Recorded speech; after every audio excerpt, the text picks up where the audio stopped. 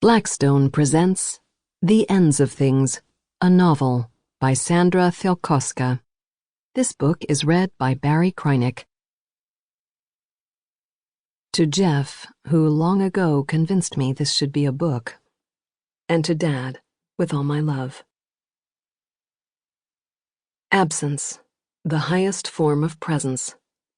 James Joyce. Chapter 1. From Laura's window on the plain, it seemed like the only thing keeping the cobalt waves of the Atlantic Ocean from spilling into the turquoise shallows of the Great Bahama Bank was the long, pencil-thin island. The waters pressed against Eleuthera's shores, threatening to swallow it whole, but the island managed to keep itself intact and the two massive bodies of water apart, in eternal parallel. Laura had read on the resort's website that at its skinniest point, the island tapered to an isthmus that spanned only 30 feet across, giving Eleuthera the nickname the narrowest place on Earth. At that juncture, a strip of rock had once formed a natural arch called the Glass Window Bridge. Winslow Homer had been so moved by the ethereal sight that he'd painted its likeness during his trip to the Bahamas in 1885. As the plane made its descent, the beach resorts that dotted the coastline came into view, and Laura pointed them out to Dave. He peered out her window, his face close to hers, but he didn't seem as dazzled by the sight as she, presumably because he'd been to the Caribbean before. "I'm so glad we're doing this. You're going to love it," he said, and squeezed her hand.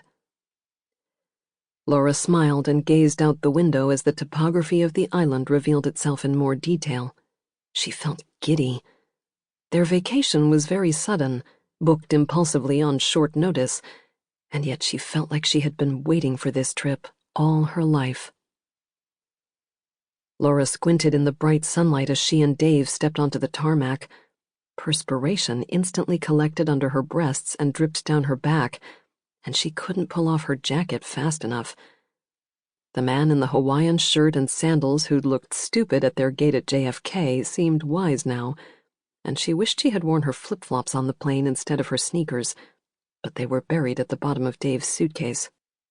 After they claimed their bags and emerged from the tiny airport onto the street, Dave placed his hand on Laura's lower back and ferried her toward the nearest taxi. "Where can I take you?" the driver asked, leaning languorously against his cab. "The Pink Sands," Dave said. "How long is the drive?" Laura asked. She couldn't wait to see the resort, to swim in the Sample complete. Ready to continue?